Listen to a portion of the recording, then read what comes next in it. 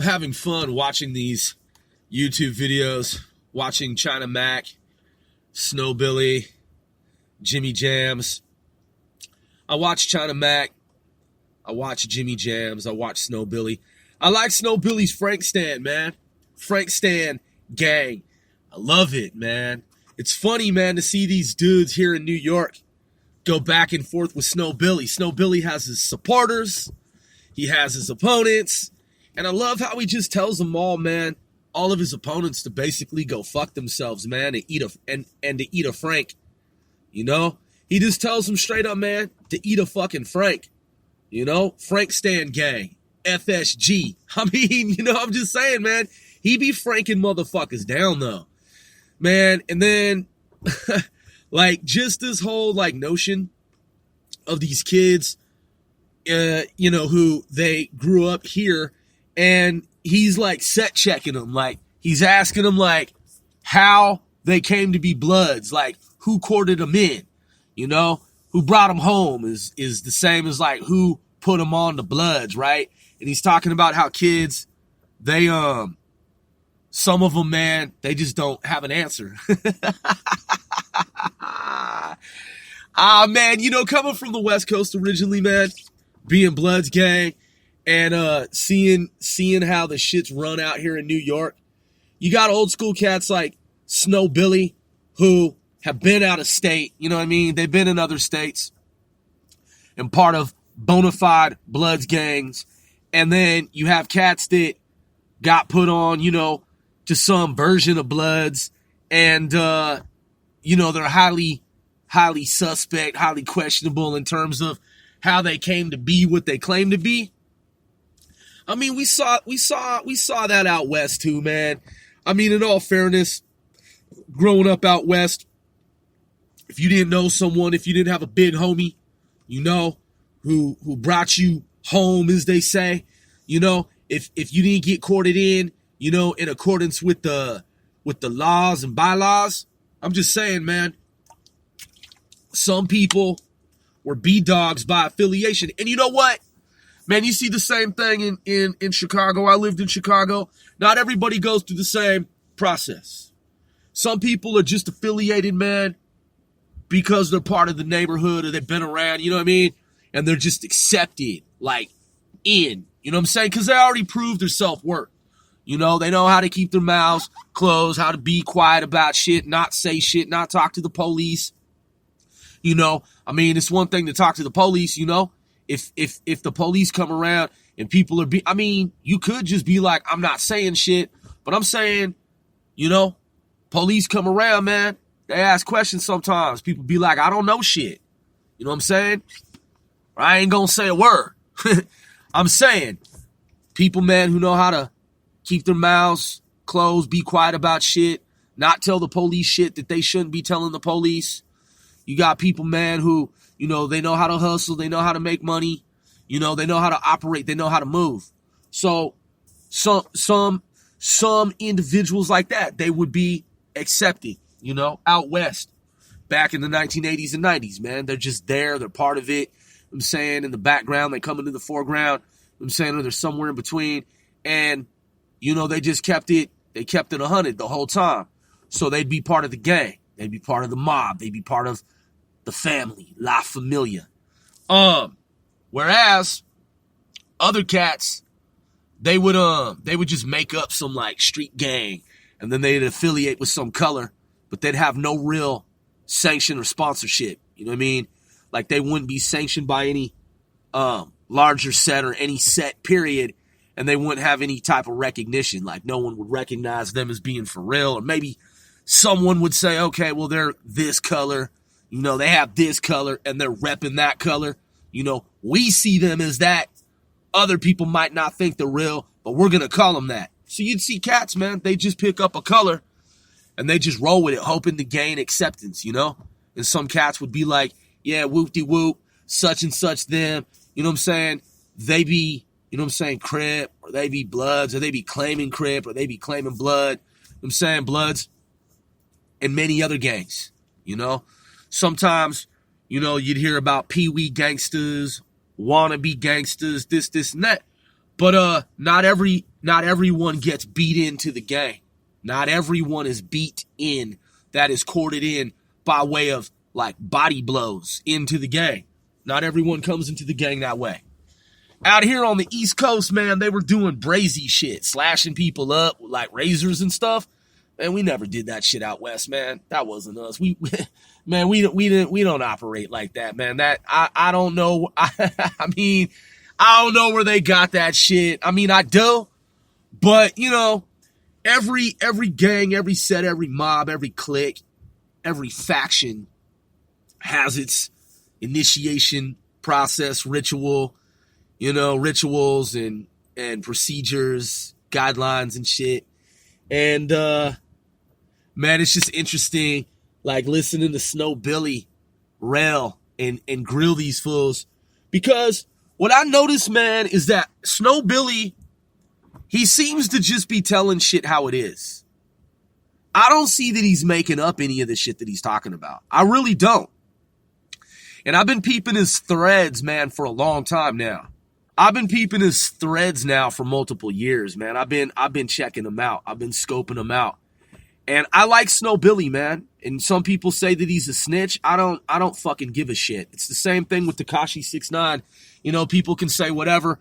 I don't see Tekashi69 as a snitch. A snitch is different where I come from, man.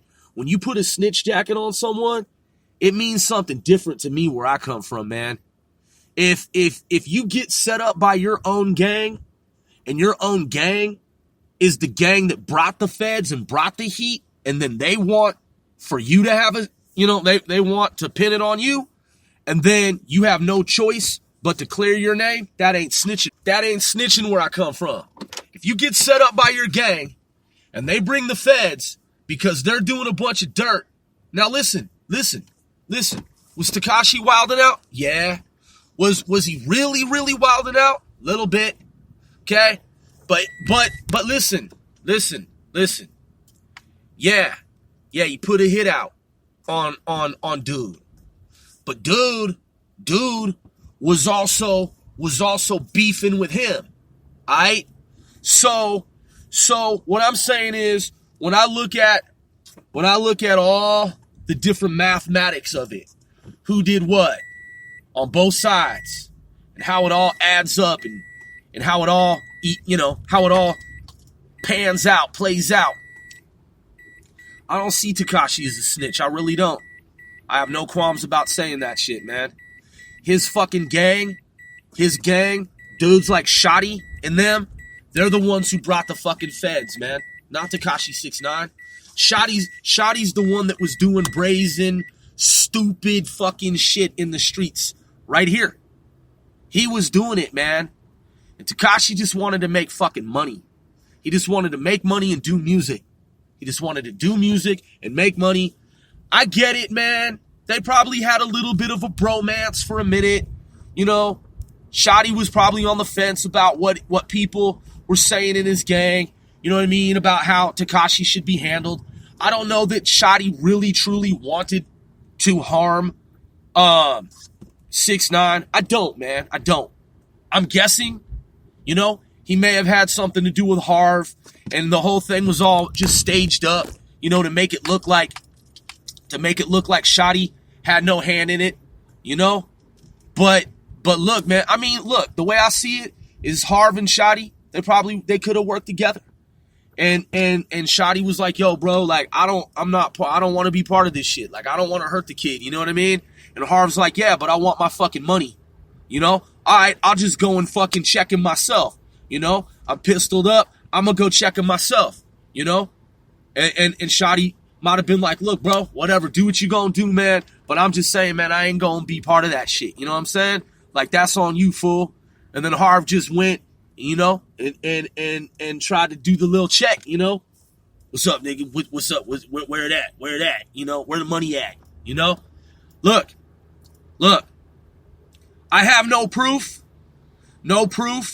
at this time that Shotty was behind Harv and the attempted robbery, you know, of 6ix9ine when 6ix9ine was confronted by Harv.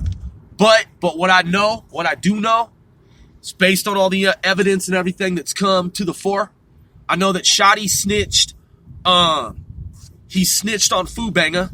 I know that he talked to the police and filled in the police's knowledge gaps regarding Fubanga and Fubanga's activities. I have that definitive evidence, information. So I know Shotty's a snitch. And I also know that Shotty, in his brazen acts, he's the one who brought the fucking feds and CEO Chris. We all know that CEO Chris brought the feds, and Shotty doing his wild and out shit that was over the top. That brought even more Fed heat. Now, some people will say, but Grove, Tekashi was the one that was like promoting it all, and like, you know, he was the one that was like really like driving it. You know, he was the driving force behind it all. He's the one that was fueling it. He was the one that was empowering Shotty and encouraging him. Okay, let's look at that. Let's dissect that. So Shotty made this statement because Shotty had been on the run. He'd been on the lam. And my understanding was that he was fucking homeless and he didn't have money and he was doing foul. He wasn't doing well.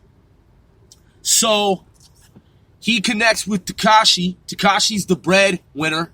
He's the one that brings the money to the table.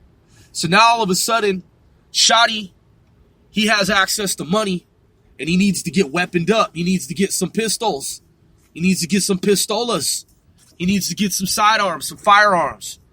You know, he needs to get an arsenal so that he can go and do the shit that they were doing. It's one thing to be armed up, man, and to use those tools on the streets, man, to get money and to do the type of racketeering shit that they were doing. But Shotty was doing stupid fucking shit, man. He was getting loose. His shit was way brazen. It was way too much. It was over the top. I mean, bragging about shooting 5 people in one night, man. Shh, come on, man. You know, and just the shit that they were doing, period, man. It was way too visible. You know, it wasn't covert, man. It wasn't Black Ops level shit. Well, what Tekashi was doing was, but what Shotty was doing was not. So that's the fundamental difference.